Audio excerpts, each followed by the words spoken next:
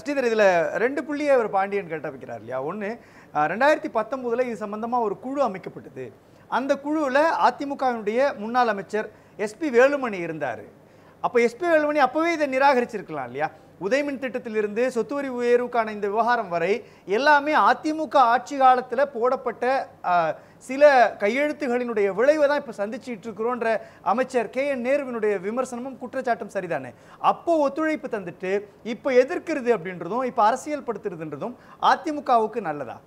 அதாவது அரசியல்வாதிகள், நானும் அரசியல்வாதி தான் இருந்தாலும் சொல்கிறேன், அரசியல்வாதிகள் சில விஷயங்களில் கிறிஸ்டல் கிளியராக இருக்கணும், அன்பயாஸ்டாக இருக்கணும்.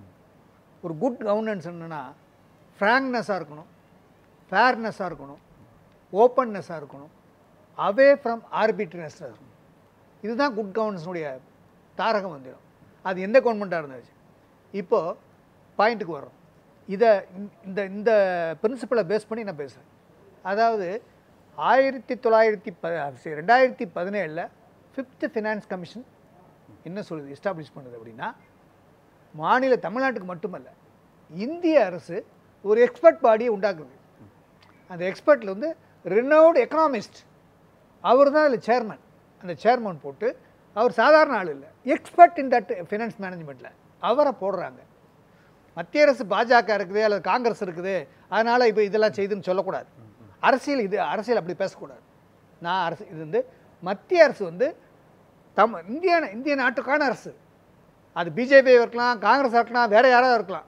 ஆனால் மத்திய அரசு தான். இல்லை, அதில் நான் கேட்க உங்கள் பார்வையில் சொல்ல ஒன்றிய அரசு இல்லை என் பார்வையில் நீங்கள் ஒன்றிய அரசு சொல்ல முடியாது.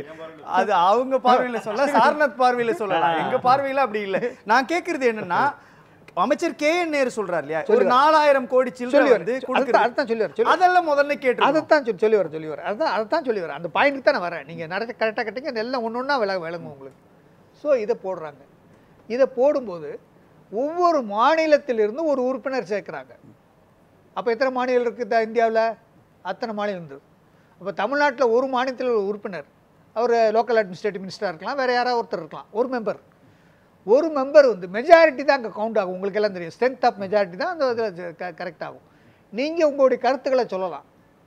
ஸோ அப்போது இருந்த உள்ளாட்சித்துறை அமைச்சர், தமிழகத்துக்கு நிதி நெருக்கடி உண்டாகும், டேக்ஸ் போட முடியாது அப்படின்னு சொல்லும்போது நிதி ஃபினான்ஸ் கமிஷன் சொல்லுது, நாங்கள் உங்களுக்கு டேக்ஸ் போட சொல்லலை, நிதி மேலாண்மையை தான் சொல்கிறோம். நிதி மேலாண்மை, நிதி பற்றாக்குறை, நிதி மேம்பாடு.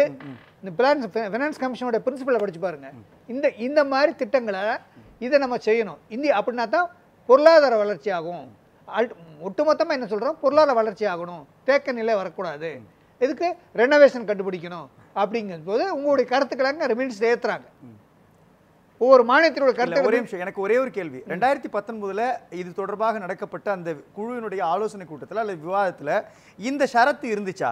என்ன சொல்றாரு, மத்திய அரசால் அமைக்கப்பட்டுள்ள 15வது நிதி ஆணையம் மொத்த மாநில உற்பத்தி வளர்ச்சிக்கு நிகராக நகர்ப்புற சொத்துக்களின் வரிகளை உயர்த்த வேண்டும், நகர்ப்புற உள்ளாட்சி அமைப்புகளுக்கான மானியங்களை பெற வேண்டும் எனில் சொத்து வரியை உயர்த்த வேண்டும், ஒவ்வொரு ஆண்டும் இலக்கு நிர்ணயித்து சொத்து வரி வசூலில் வளர்ச்சியை காட்ட வேண்டும் அப்படின்ற ஷரத்து இருந்துச்சு.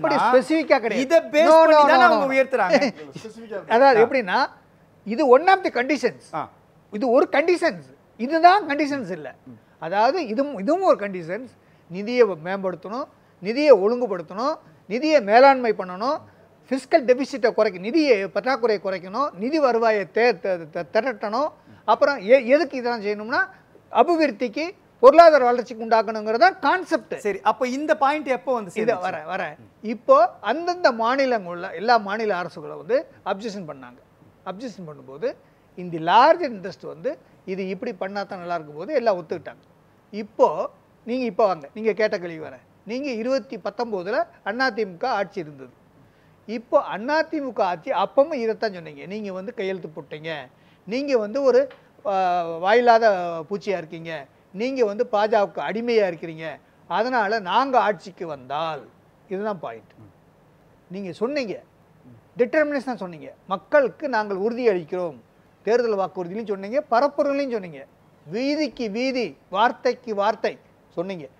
நாங்கள் வந்து சொத்து வரியை, எந்த வரியையும் நாங்கள் உயர்த்த மாட்டோம், நாங்கள் என்ன தேர்தல் அறிக்கையில் கொடுக்குறோமோ இதை வந்து எக்ஸ்பர்ட் கமிட்டி போட்டு ஒவ்வொரு மாநிலத்துக்கும் ஒவ்வொரு ஊருக்கும் போய் ஒவ்வொரு சட்டமன்ற தொகுதிக்கு போய் அங்களுடைய மக்களுடைய கருத்துக்களை கேட்டு அதை கன்சால்டேட் பண்ணி போடப்பட்ட இந்த தேர்தல் அறிக்கை.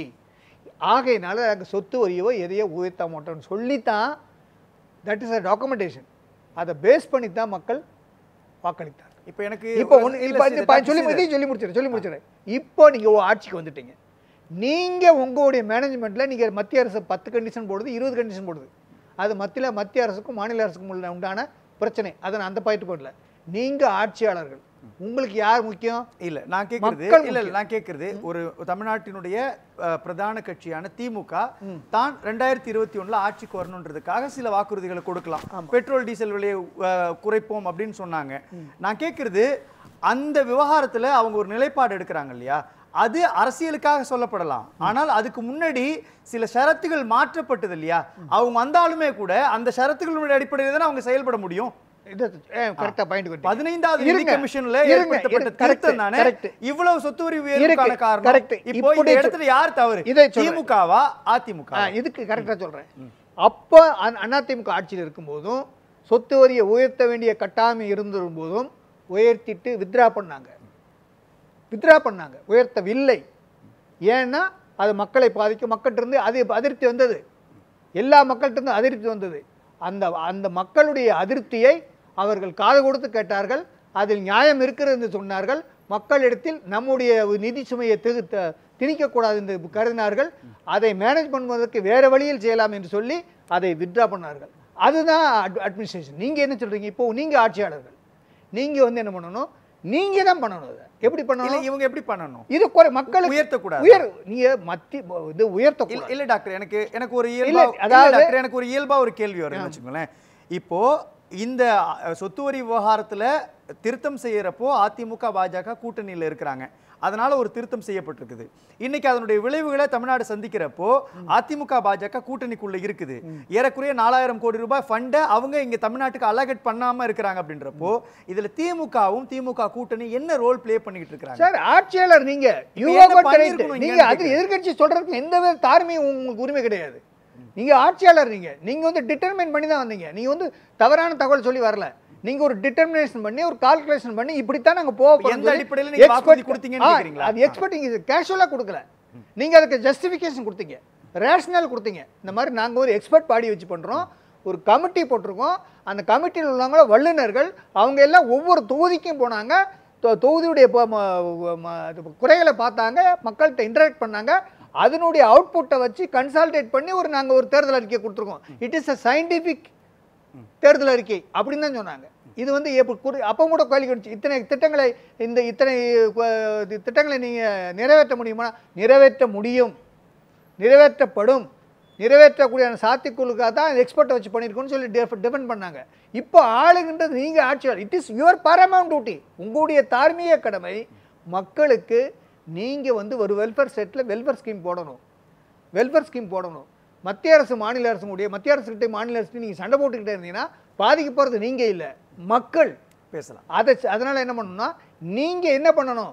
அன்னைக்கு எம்ஜிஆர் காலத்தில், எம்ஜிஆர் இருக்கும்போது மெட்ராஸில் தண்ணீர் பற்றா கூட எப்படி போய் தண்ணி வாங்கிட்டு வந்தார்? மத்திய அரசுகிட்ட போய் ஆர்டர் போட்டால் வாங்கிட்டு வந்தார். டிப்ளமசி யூஸ் பண்ணார். எது தேவையோ, மக்களுக்கு என்ன தேவை, இந்த டிப்ளமசி அப்போ செய்யல எது அதிமுக அப்பவும் செஞ்சிச்சு. அப்படி செஞ்சனால்தான் அன்னைக்கு வந்து நான் ஒரு இதாக பண்ணி அந்த மக்களுக்கு வந்து சுமை இல்லாமல் அந்த பாடனை வந்து டைவெர்ட் பண்ணிக்கிட்டாங்க, வேற இது பண்ணிக்கிட்டாங்க. அந்த மாதிரி ஏதாவது நீங்கள் பண்ணுங்க. ஏடிஎம்கே பண்ணது நீங்கள் தப்புன்னு சொல்லி தான் ஆட்சிக்கு வந்தீங்க. மக்கள் உங்களை நம்பி தான் வாக்களித்தார்கள். நீங்க அதனால தான் ஏடிஎம்கே தோத்துச்சு. எனக்கு புரியல. இப்போ திமுகவும் பாஜகவும் ஒரு எதிரும் புதிருமான நிலைப்பாடுகள் இருக்கிறாங்க, எதிர்துருவ அரசியல் செஞ்சுட்டு இருக்காங்க. ஆனால் இவங்க டிப்ளமேசியா இருக்கணும்னு சொல்ற டாக்டர் ஸ்ரீதர் அரசியல் களத்தில் மூத்த அரசியல்வாதி. ஆனால் அதிமுகவும் பாஜகவும் கூட்டணியில் இருக்கிறப்போ கல்விக்கான நிதியை கொடுங்க அப்படின்னு பேச மாட்டாரு. வரி உயர்வு விவகாரத்தில் நீங்க எங்களுக்கு தேவையான நிதியை கொடுங்கன்னு பேசாம திமுகவை மட்டுமே குறிவைத்து பேசுறது அப்படின்றது தார்மீகமான சரியான பார்வையா? தார்மீகம் கரெக்டு தான். ஏன்னா அதுதான் அரசியல். ஏன்னா ஆட்சியாளர் நீங்க வந்து டிஃபைன் பண்ணி வந்திருக்கீங்க, நீங்க டிட்டர்மைன் பண்ணிருக்கீங்க, நீங்க ஒரு அஷூரன்ஸ் கொடுத்துருக்கீங்க, நீங்க அதை பேஸ் பண்ணி வாக்கு வாங்கிருக்கீங்க. நீங்க தான் செய்யணும். நீங்கள் தான் you must be four runner, நீங்கள் தான் அந்த ஆட்சியை திறம்பட நடத்தணும். அந்த திறம்பட நடத்துறதுக்கு உண்டான எல்லா மீட்டிங்கும் கூப்பிடுறீங்க, அதை அதிமுக அதை சப்போர்ட் பண்ணுது, சப்போர்ட் பண்ணியிருக்கு. ஆகையினால நீங்கள் ஆட்சி நடத்தும் போது அதிமுக வந்து நீங்கள் செய்யலை, நீங்கள் குரல் கொடுங்கும்போது அதிமுக வந்து இப்போ பவரில் இல்லை, அது கேட்டால் கிடைக்காது. அது ஒரு தேர்தல் கூட்டணி தான் வச்சுருக்கு, ஒரு தேர்தலுக்காக ஒரு கூட்டணி வச்சுருக்கு, ஜெயிக்கணுங்கிறதுக்காக ஒரு கூட்டணி வச்சுருக்கு. அது அடுத்த எலெக்ஷனில் தான் தெரியும், 26க்கு பிறகு தான் அதனுடைய தெரியும். அது அப்போ தான் நீங்கள் அந்த கேள்வி பேசலாம். இப்போ ப்ரீமெச்சூர். இப்போ வந்து ஆளுகின்ற கட்சி நீங்கள் வந்து இந்த வரியை குறைக்கிறதுக்கு மாநில அரசுக்கோ மத்திய அரசுக்கோ ஃபைனான்ஸ் கமிஷனுக்கோ நீங்கள் ஒரு அவங்க ரூல் பிரகாரம் நீங்கள் போனால் கூட தமிழ்நாட்டு மக்களுடைய வரி சுமையை குறைக்கிறதுக்கு நீங்கள் ஆல்டர்னேட்டிவ் மெத்தட் வந்து அந்த ஃபண்ட் அந்த ஃபிஸ்கல் டெபிசிட்டியை சரி பண்ணுறதுக்கு வேற வழியை பார்க்கணும். ஒன்று உதாரணம் சொல்கிறேன், ஒரே ஒரு உதாரணம் எடுத்துருக்கேன். முதல் சுற்று பார்வையாக நான் முன்வைக்கிறேன்.